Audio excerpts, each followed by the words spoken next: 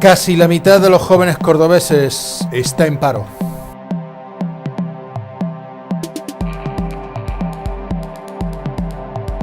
Las horas extra no abonadas ya superan a las horas extra que se pagan.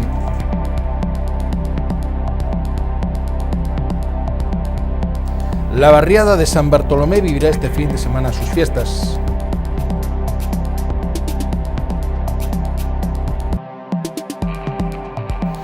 Hoy y mañana se celebra el Trofeo de Waterpolo Ciudad de Pozo Blanco.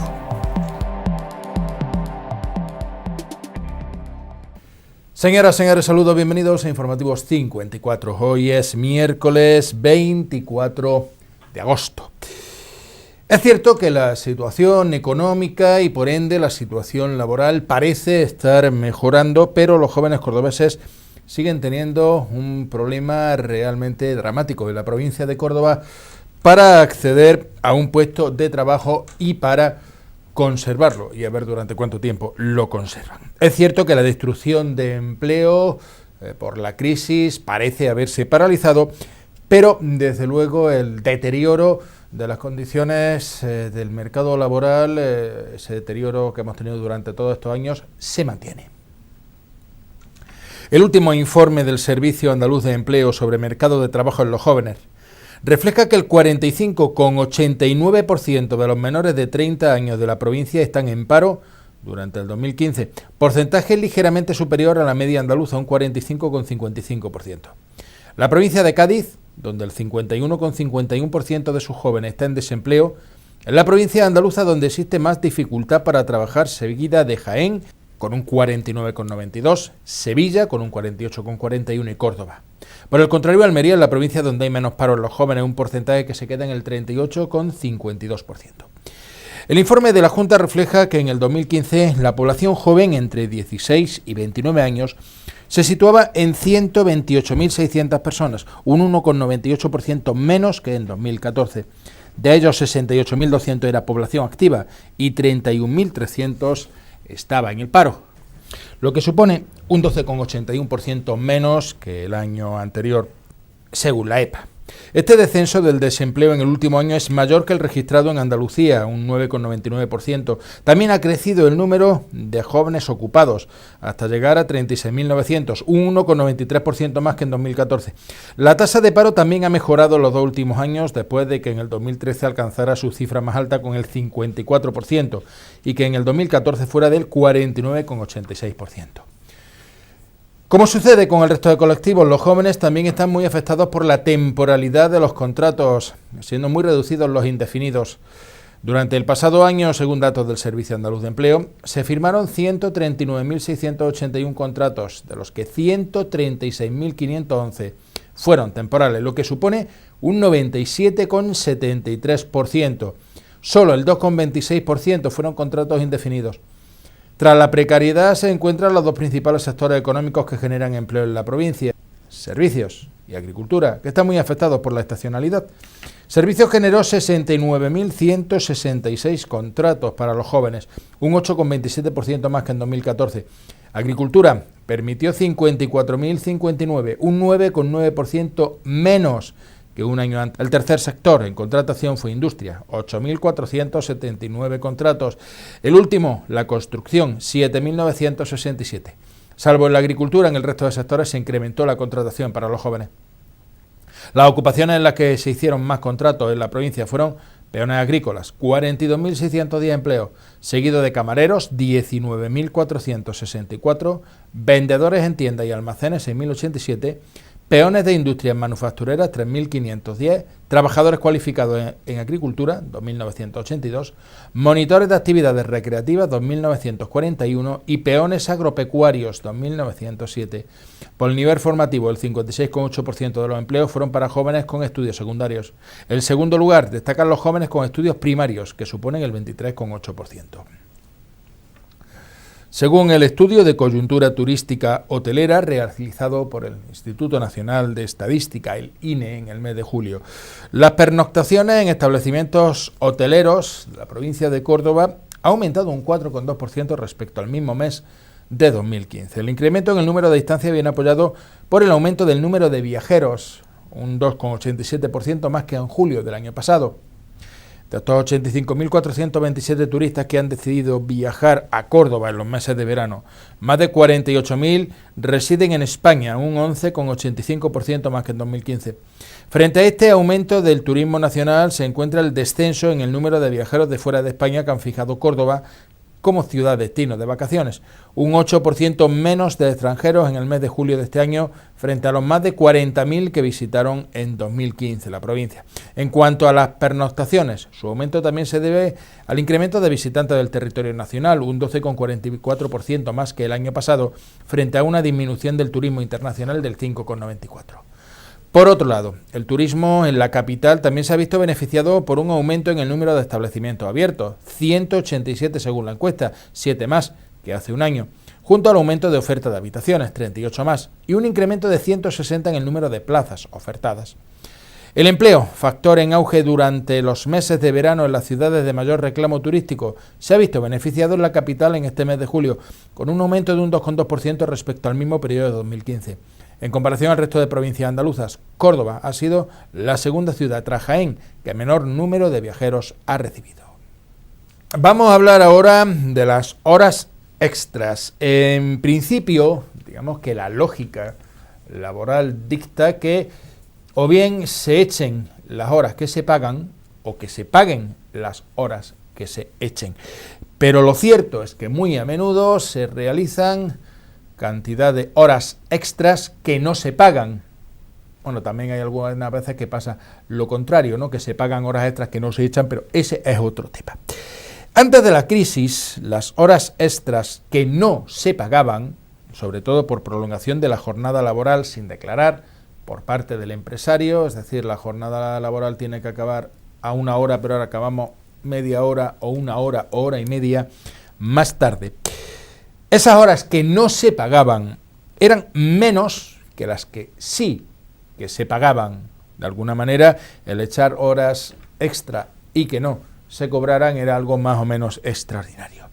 Sin embargo, con la crisis y la destrucción de empleo, tanto unas como otras cayeron en picado, es decir, simplemente se dejaron de hacer horas extras, ni cobrándolas ni sin cobrarlas. Ahora, pese a la mejora de la economía y la reducción del paro, el trabajo no declarado y no pagado, es decir, esas horas que se echan de más, pero que no se le van a pagar al trabajador, crece a mayor ritmo que la creación de empleo. Esta situación de explotación laboral, según los sindicatos mayoritarios, supone una merma de mano de obra y de ingresos a la seguridad social. En concreto, Comisión Obrera asegura que si no se realizaran las horas de más no pagadas, se podrían crear 156.300 empleos. UGT calcula que se ingresarían 3.500 millones en el sistema de protección social. En 2008, el 61% de las horas extras estaban retribuidas y el 39% no lo estaban. A finales de 2015 las cifras muestran un vuelco. El 44% se pagan y el 56% no. Ambas bajaron al inicio de la crisis con la destrucción de empleo. En 2015 las primeras crecieron hasta alcanzar la mitad de las realizadas en la etapa anterior, 2,8 millones. Las no pagadas repuntaron en 2012 pese a que seguía aumentando el paro. En 2015 ya habían llegado a los 3,5 millones a la semana, casi el nivel de 2008, pese a que hay 2.100.000 trabajadores menos asalariados. Este volumen de trabajo ilegal fue realizado por unos 366.000 empleados, aproximadamente la mitad de los 728.000 empleados. El 5% de los ocupados por cuenta ajena que realizaron horas extras, según un informe realizado por el Gabinete Económico de Comisiones Obreras. Luis Arapuz, economista y responsable del estudio, considera que esta práctica ilegal se está consolidando y parte de la mejora de la productividad y de la devaluación salarial del factor trabajo se explica por esta evolución de las horas extras no pagadas. Con los 2,8 millones de horas a la semana pagadas se podrían crear 69.350 empleos. Las 3,5 millones de horas no pagadas equivaldrían a 86.950 empleos. En total, con las horas extras realizadas por los asalariados en 2015, los empleos que se podrían crear ascienden a 156.300, según el sindicato.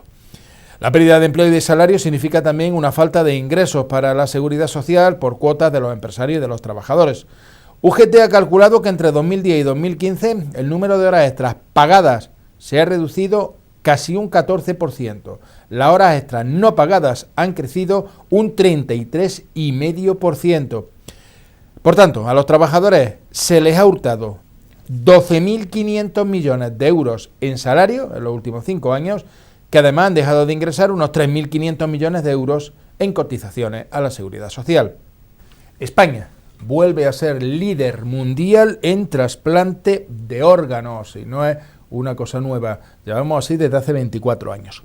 4.769 órganos trasplantados, 1.851 donantes en 2015, según el Registro Mundial de Trasplantes que gestiona la Organización Nacional de Trasplantes. 13 trasplantes diarios se hicieron en 2015, 2.905 los renales, 1.162 hepáticos, 299 cardíacos, 294 pulmonares, 97 de páncreas y 12 intestinales. La tendencia creciente que ha experimentado España en el campo de la donación y el trasplante en los últimos 3 años ha continuado en el primer semestre del 2016. Los datos provisionales de la ONT, hechos públicos, reflejan en el semestre un aumento de donantes de un 11%. Los donantes en asistolia, en parada cardíaca, crecen un 58% y los de muerte encefálica en un 1,5%.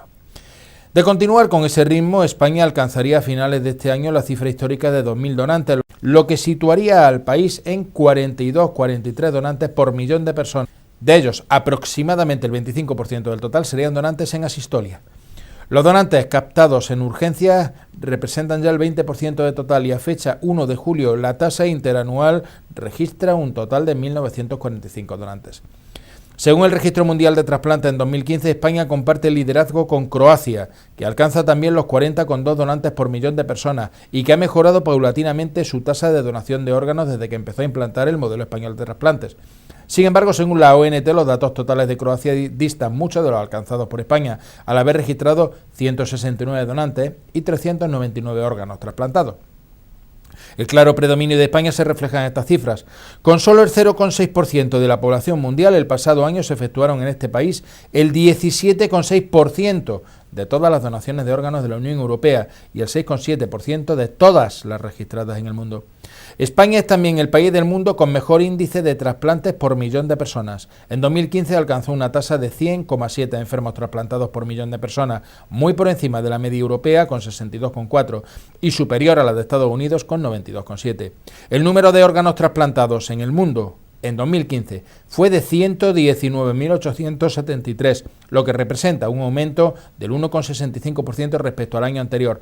De ellos, 79.948 fueron de riñón, 26.151 de hígado, 6.542 de corazón, 4.689 de pulmón, 2.328 de páncreas y 215 de intestino. Todos fueron posibles gracias a 27.397 donantes. El análisis de los datos demuestra un aumento constante de los trasplantes en el mundo. En los últimos 5 años se ha incrementado un 15%, con un ritmo de crecimiento anual del 3%. Pese al aumento, las cifras representan solamente el 10% de la necesidad mundial de trasplantes.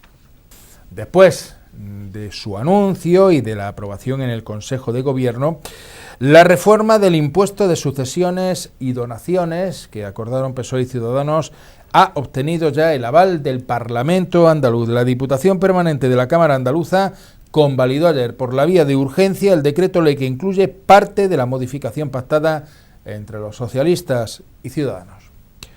La nueva norma, referida a las bonificaciones por vivienda habitual y explotaciones agrícolas, está en vigor desde el 1 de agosto, cuando se publicó en el BOJA, pero ha necesitado casi un mes para finalizar el trámite legislativo. Además de los presumibles votos afirmativos de las dos formaciones que la impulsaron, la medida contó con el apoyo de los miembros del Partido Popular presentes en la Diputación Permanente. Es lógico, puesto que los populares llevan casi una década intentando reducir este polémico impuesto. El aval, anunciado en su intervención por la portavoz conservadora Carmen Crespo, tiene vocación de ir más lejos y convertir la reforma de la tasa en un proyecto de ley que se acerca a sus pretensiones, la bonificación del 99% del impuesto de sucesiones. Sin embargo, esta reforma fiscal no gusta ni en el fondo ni en la forma. A Izquierda Unida, Antonio Maillo, su portavoz, defendió la incongruencia que para él supone renunciar a ingresos, 125 millones de euros concretamente, que podrían servir para financiar servicios públicos. No entiende que la Junta recupere el discurso del Partido Popular sobre la recuperación económica, expresó el líder de Izquierda Unida. La consejera de Hacienda y Administración Pública también se llevó una reprimenda de la representante de Podemos, Esperanza Gómez, que criticó la urgencia del trámite legislativo avalada, según el propio texto del decreto, por las posibles repercusiones económicas de la salida del Reino Unido de la Unión Europea y la reducción en las subvenciones de la PAC, entre otros motivos. El barrio de San Bartolomé va a vivir este próximo fin de semana, por cierto, hoy felicidades a todos los Bartolomés. Este fin de semana se celebran las fiestas en honor del titular. Con bastantes cambios este año van a estar organizadas por la Cofradía de Jesús Rescatado Cristo de Medinaceli y el Ayuntamiento tras la desaparición este año de la Asociación de Vecinos Amigos de San Bartolomé por falta de relevo en la directiva. Entre las actividades destacan el viernes la quema del corcho a las 21:30 horas, el sábado a partir de las 10:30 de la mañana habrá juegos populares y talleres para los más pequeños y el colofón será la aparcería, con paella gratis para todos los asistentes. Por la noche, la tradicional verbena. Mañana hablaremos con miembros de la directiva de Cristo de Medinaceli para conocer más detalles.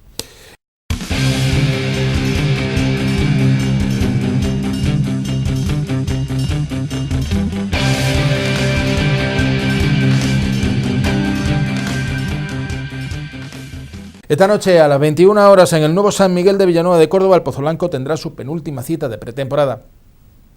Será contra el equipo local, el Atlético Villanueva, en el primer trofeo Bartolomé Carmona-Carmonilla. Por cierto que por primera vez en toda la pretemporada el técnico Rafa Carrasco contará con todos los efectivos, ya que no hay nadie ni de vacaciones ni lesionado. Se tratará de enjugar en la medida de lo posible la mala imagen ofrecida por el equipo en los últimos encuentros. Desde hace años, uno de esos deportes que no suelen ser mayoritarios tiene su hueco en el verano pozalbense. Nos referimos al waterpolo. Vuelve el trofeo de waterpolo Ciudad de Pozoblanco, en la que será su 10ª edición. Esta noche y mañana la final, a partir de las 21 horas, organizado por el Club Natación Pozoblanco y la colaboración del Ayuntamiento de Pozoblanco y la Federación Andaluza de Natación. Estamos ya en edad avanzada, como quien dice, sí. 10 años ya, no somos nosotros los que lo hemos organizado durante todos estos 10 años. Hemos cogido el relevo el año pasado, pero sí, ya se va haciendo mayor, como te había dicho. Pues nosotros, como cada uno estamos durante el año, una parte estamos desperdigados, como quien dice, durante el verano es cuando nos ponemos a organizar, nos ponemos de acuerdo para organizar el torneo. Pues hay 8 equipos participantes, al igual que el año pasado, donde se forman 2 grupos. Dentro de esos 2 grupos se dividen, están en 4 claramente, y se pasan los 4, se clasifican los 4 para que todos se aseguren jugar como mínimo 4 partidos y sea un torneo entretenido. El waterpolo, lo primero, es un deporte de bastante contacto, en el que lo que vamos a tratar fundamental es de que jueguen todos los equipos que han venido y sobre todo que juguemos todos, que juegue la gente y que disfrutemos. Un deporte bastante duro, aunque parece que los tiempos del partido son cortos, pues son en torno a 7 minutos. Y sí que es verdad que cansa bastante y muy rápido, entonces tienes que tener bastantes reservas y relevos. Luego pues hay muchísimas normas, pero al final es leértelas, aprendértelas un poquito y se hace bien, y se hace muy ameno. Y como dice Isidoro, pues es un espectáculo verlo, porque siempre que vienes ves los rifirrafes y se ven goles bastante interesantes. Entonces es un deporte diferente que no se hace todos los años o que no se hace de manera habitual, y cuando se hace pues es bastante bonito de ver. La suerte que hemos tenido es que el hermano de Martín y Álvaro Moreno otros años pues han tenido el valor de sacarlo adelante durante estos 8 años, y nosotros pues hemos podido intentar echarlo para adelante estos 2 últimos años para que no se quedase ahí y no se perdiese, porque al final es 2 noches de deporte bastante divertidas.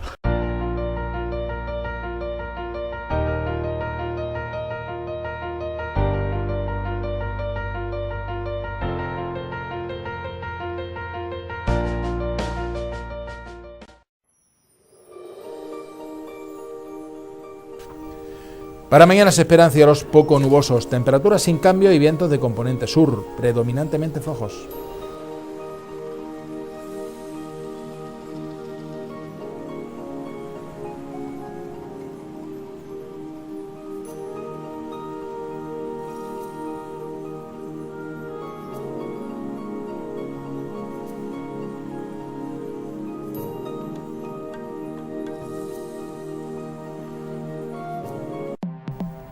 Antes de despedirnos, repasamos los titulares de la jornada. Casi la mitad de los jóvenes cordobeses está en paro.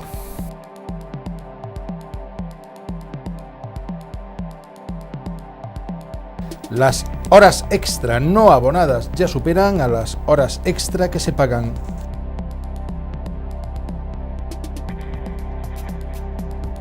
La barriada de San Bartolomé vivirá este fin de semana sus fiestas.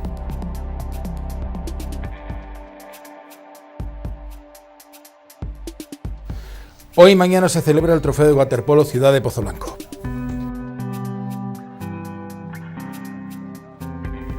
Ha sido todo por nuestra parte. Volvemos mañana con más información de Pozoblanco y comarca. Que pasen una feliz noche.